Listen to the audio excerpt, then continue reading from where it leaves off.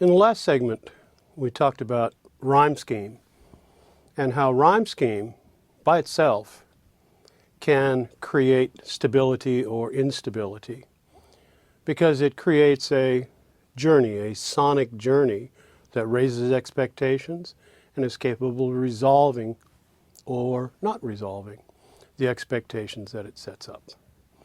We also saw how rhyme scheme works in cooperation with the number of lines and the length of lines, so that we now have those three tools to use to help support our ideas with our structure, to support a sense of solidity or stability by using number of lines, length of lines, and rhyme scheme to create stability, or to support instability by using number of lines, length of lines, and rhyme scheme to create a more unstable journey.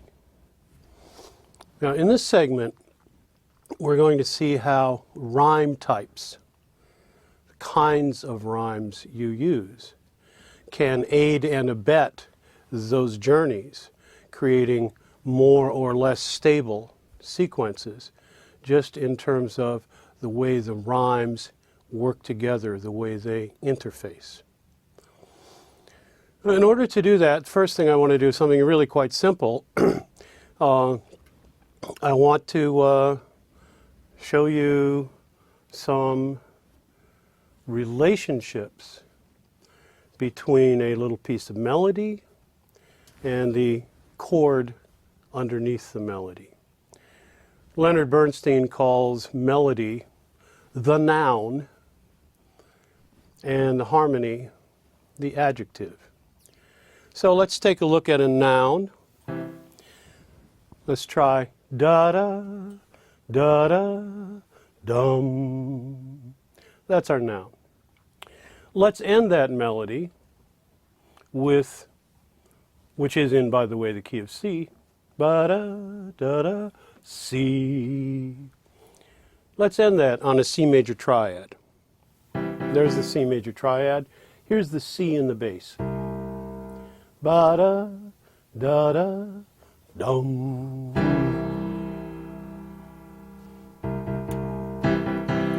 Da-da, da-da, dum.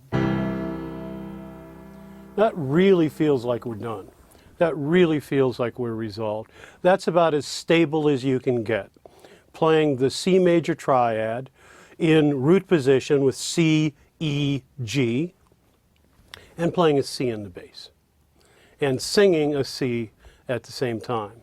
Ba-da, da-da, dum. All right. Feels like we're done. Now, let's stay inside the C major triad, and let's take the fifth of the C major triad, the G, and let's play that in the bass, and I'll keep the C major triad in my right hand. Ba-da, da-da, dum. Da-da, da-da, dum. Now, that feels pretty stable too, but it doesn't feel as stable as da-da, da-da, dum. Da-da, da-da, dum. So, what feels like we're done, feels like we're home, but Mom and Dad have repainted the room and have changed from my cowboy bedspread into flowers. And so it feels like I'm home. It's still my room. I don't like pink very much, and the flowers, maybe not, but still, I'm home. Ba-da, da-da, dum. All right.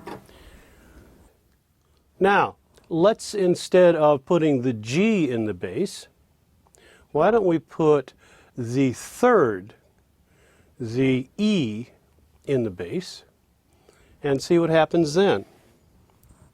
ba-da, da-da, dum. Ba-da, da-da, dum.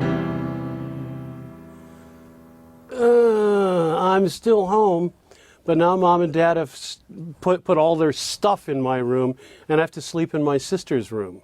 And I didn't really like my sister's room that much, ever. So I'm home, but it's slightly uncomfortable. And that's the C major triad with the 3 in the bass, with the 3rd in the bass. Okay, so let's see what else happens. What if I take, continuing to sing the C, the root, let me take the C out of my right hand, and in my right hand I'll simply play the E and the G, keeping the E in the bass. Da-da, da-da, dum. Da-da, da-da, dum. Now, I'm sleeping in the basement. I think the house is for sale, too. It doesn't really feel comfortable, but still, I'm home. It's a, as it were, tonic function. Okay, now, I teach at Berklee College of Music, affectionately known as the Chord Factory. And here at Berklee College of Music, we sometimes say that every C major chord has 4 notes in it. That is, it contains also the 7, the B. So taking Berklee, the Chord Factory, at its word for the moment, let me now put the B in. And so in my right hand, I will play E, G, B. And in my left hand in the bass, I will play the E again in the bass. Da-da, da-da, dum. Da-da, da-da, dum. That's the E minor. That is the 3 minor in the key of C, which is still a tonic function. Still, I'm home, but the house has been sold. It's 5 years later, and I'm peeking in the window, looking at all the furniture that's different. But still, there's that feeling of, yeah, it's kind of home. So there we are with a series of possibilities. Now, what if somebody said to you that every time you come to the end of a sequence, every time you come to the end of a verse, every time you come to the end of a chorus, every time you come to the end of a bridge or a pre-chorus, that you have to hit the tonic chord, the root in the bass, and sing the root? That'd be silly. At which point, of course, you would say, well, what a stupid rule that is. That gives me no ability to move anywhere. That gives me no ability to be expressive. I mean, can I sing that C and play an E minor under it? Of course I can. It's just a matter of it will create a different feeling than playing the C major triad in root position and playing a C in the bass. It's a different feeling. What about the G in the bass? Can I do that? Of course I can. It's just going to be a little less stable than it is when I put the C in the bass. So all of these different harmonic choices, still staying within that I'm home spectrum. How fully am I home? I'm really home. Or I'm peeking in the window of my old house. But still, it's all home. So there's that spectrum going from most resolved to least resolved and still creating a tonic function. Now this, of course, is not new news to you. This saying that, you know what, the chords you play under your melody affect the melody and give it different emotional resonance. should be something that once you pick up an instrument you learn fairly quickly. That the chord that you play underneath your melody makes a difference. What you probably don't know, or maybe haven't thought of, is that rhymes work exactly the same way. That rhymes work exactly the same way that chords work. There is a scale of rhyme types that goes from the most resolved to the least resolved, where you still have a sonic connection. And so what we're going to talk about in this segment is the use of rhyme types to create varying degrees of being home, varying degrees of homeness. And so here we go. Take a look at the table. You can see that the most resolved is called perfect rhyme. Perfect rhyme. Or let's call it fully resolved rhyme. So perfect rhyme has three characteristics. Number one, in perfect rhyme, the vowel sounds are identical. So note here, blood, mud. Blood, mud. Now note that they are spelled differently, double O as opposed to the short U, but the sound, the short U sound, is the same. So that mud and blood have identical vowel sounds. Note also that mud and blood share the second quality of perfect rhyme. That is, if there are consonants after the vowel, those consonants also are the same sound. So mud, blood, or trees, breeze. And note that trees and breeze, though spelled differently, again, have the same final or ending consonant sound.